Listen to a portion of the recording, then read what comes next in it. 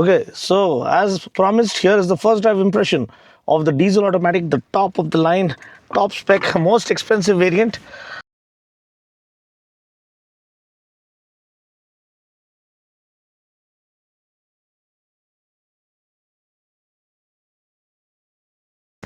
And let's just set this as per my height, and yeah, turn it on. Beautiful display. It's almost like an infinity display. You have the dash, touchscreen infotainment system integrated into the speedo console, and you have two cameras. This is a different setup that I'm trying for first drive impressions. If you like this kind of a setup and this kind of a view, please give it a thumbs up. Or you want the standard POV view, we'll get back to that. That is less of a hassle. Turn on the AC. Okay, and the aircon vents are nice and large, so the cabin cooling is very efficient and effective. Okay, so 1.5 liter diesel, 116 PS, 250 newton meters torque, two transmission options. You have the manual transmission. This is the torque converter, automatic. And the best part, as I told you, is the 360-degree camera. Look at the way they have utilized the real estate of the screen. Entire screen has been utilized. I love the way they have utilized it when compared to the previous models. And this is the 360-degree view. Very crystal clear, crisp display. So again, best in class at this price point. So the pricing was not announced yesterday, so I'm announcing it today. 7.89 for the base model, goes not for the diesel, I mean base model. So starts from 7.89, goes all the way up to 15.5 lakhs for this particular diesel automatic. What do you think about the pricing? Do you think it's good enough? Shall we put it into manual and switch to sport mode? And let's do the honors. Let it shift. Yeah, it shifts on its own.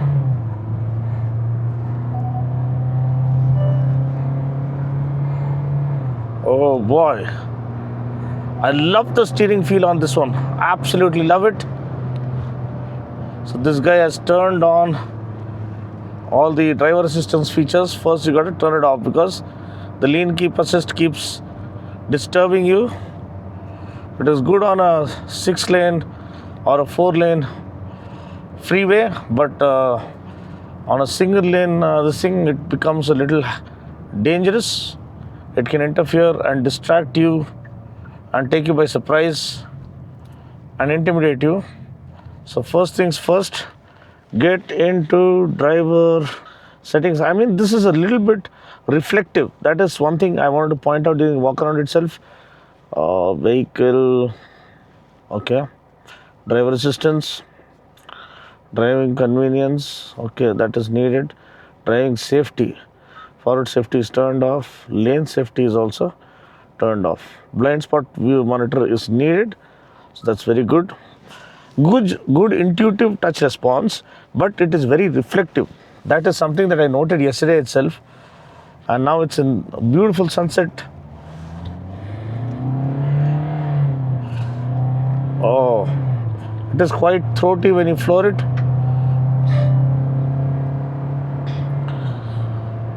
I love the steering feel. This is something that they have changed.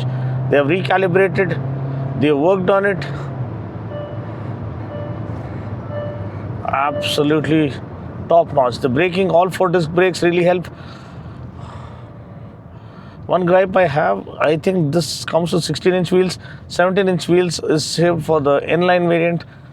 That is kind of a little let down.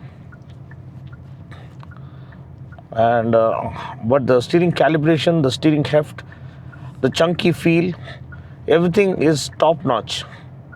Very premium and upmarket feel, well ahead of its class. Here we have some influencers doing some kind of their photography tricks, and the seat is nice and comfortable. Seat ventilation, let's turn it on, let's see, or let it turn it off. Okay, let's turn it on, let's see how well it works.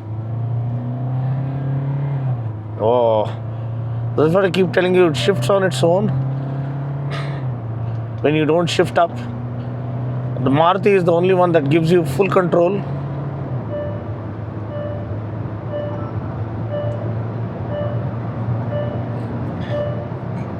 Okay, good high-speed stability, very planted feel. It is the cabin is a lot wider now. That is something that you immediately sense once you step into the cabin. So, seats are nice and comfy. You do have a sunroof as well, but it's a very puny sunroof. Maybe they could have gone overboard and offered a panoramic sunroof because they are known for setting new standards, redefining value in the segment. So I think they could have done that. The console in the sport mode looks the best in terms of graphics and the fonts and everything. The diesel torque converter is one of the finest. Gearbox shifts happen pretty well, not too much of jerks or jitteriness that can be felt. But I'm a fan of the steering wheel. I think this gets a better steering wheel, a better calibrated steering wheel than the Creta. Even the look, like a mini Palisade, it looks massive. Especially the frontal appeal is very, very, imposing and striking for a car in this segment. High speed stability. Okay, let's switch to drive mode now.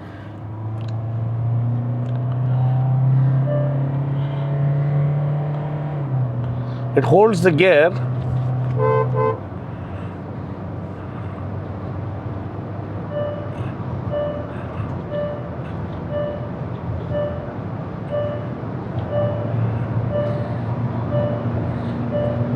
We're doing quite decent speeds.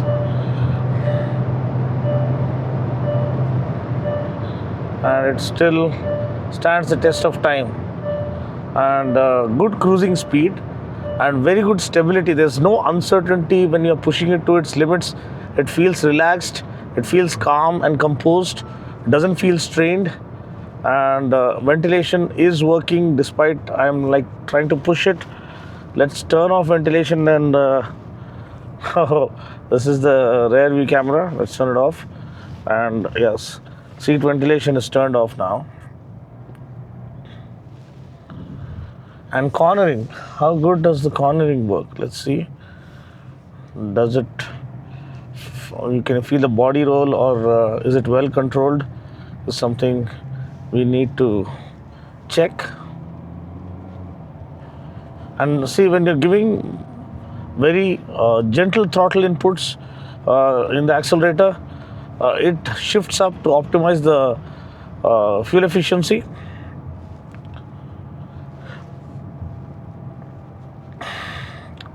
We have a corner up front, and it's a Hyundai vehicle leading us as well. Oh boy, oh boy, oh boy. Pretty good for a tall boy SUV, because it has a proper boxy SUV design, and you can't expect it to be really good as some of the sports SUVs out there. So the body roll is well controlled, but you do feel a little bit, especially the passengers will feel it. The driver might not feel as much. The tactile feel of all the buttons and the switches feels very satisfactory, and gives you a feel that you are indeed in a premium class vehicle, because the moment you step into the cabin, the dash. Now, one thing I have gripe, or kind of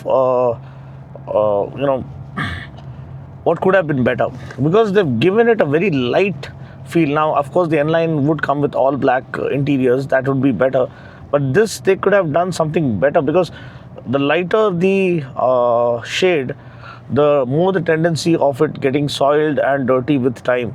So maybe they could have done something about it. It is it's almost white, it's almost like off-white on the dash. It does go well with the contrast, like the color I featured during the walk around. Please do watch the walk around, where I've done everything, all the features, all the most detailed interior exterior walkthrough.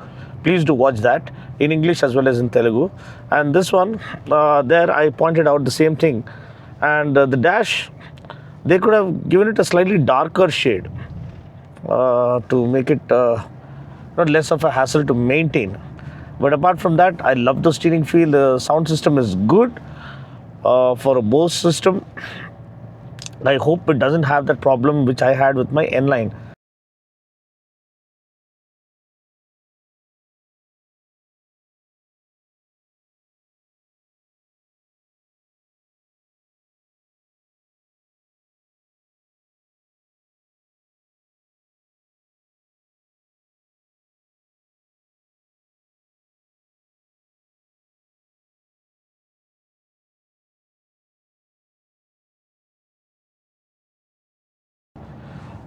Audio experience or listening experience. But more than that, uh, this being an auto, yes, the shifts are smooth. It is not jerky. The acceleration is good. Good amount of torque. 250 Newton meters, more than sufficient. Good amount of fuel efficiency it has on offer for a car of this size and car in this segment. So yeah, all four disc brakes really help. Damping settings, have they improved? You have to find a little bit of undulation to understand whether the overall damping settings have been fine-tuned, because the steering is so good and so satisfactory. You feel that this four dots, the design almost feels inspired by that of the Defender, the steering wheel design.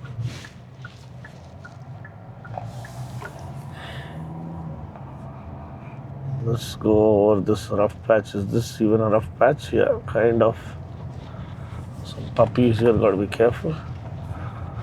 Yeah, it is good. It is well sorted. You have dirt patch here, so you can feel that the suspension does a good job handling dirt. And yeah, you have terrain response modes as well. Snow, mud and sand. Wonder where we'll use that without the four-wheel drive option. But it's still there if you want to meddle around with that. So Hyundai CRDI U2 engine has been a gem of an engine. It's very quiet, very refined, because the NVH levels when it comes to a diesel engine, okay ma'am. So when it comes to a diesel engine, CRDI U2 scores the best in terms of lowest NVH. I mean almost bare minimum.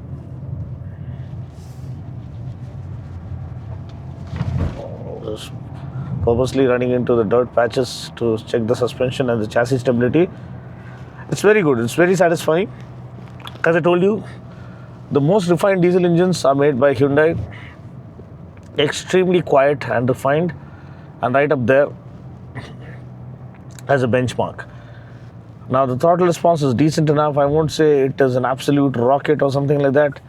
It has good bottom end torque to perform those quick overtakes. If you want to just floor the pedal, and it will give you enough juice to perform those quick overtakes. And if you want to cruise along, maximizing fuel efficiency, you can do that as well. You do get adaptive cruise control. We are here on the outskirts of Hyderabad and it's virtually empty. Beautiful sunset happening in the backdrop. Okay, is it set to 58? Okay, that's because it sensed a vehicle up front. Adaptive cruise control. And now, because this guy moved out, the marking should be right on point for the lane keep assist to work. Okay, now it started intervening. Good. And it says keep your hands on the, I hope it recorded, steering moving, but that's okay. So that's pretty much it. The engine is refined. The powertrain is the tried and tested one. The cabin feel is very, very premium, and seating comfort has improved.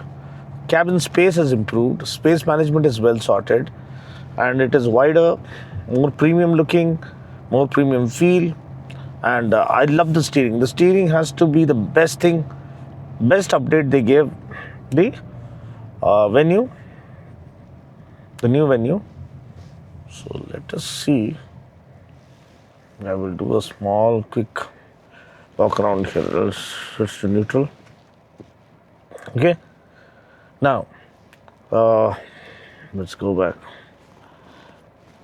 Steering calibration is good. Paddle shifters It should work fine. It actually shifts on its own, and brakes are good, all 4 disc brakes. And let me quickly get down, put it into parking. You have auto parking and auto hold function. Sadly, it is 16-inch wheels, which is kind of a letdown. We are spending so much, at least for top spec, top of the line variant. They should have given 17-inch wheels. They've saved it for the N line. What do you think about this? Feel free to comment below. But apart from that, cabin is superb, drive feel is superb, engine NVH levels well sorted, balance, stability, sturdiness, and overall even body roll is well controlled. It is not too disturbing.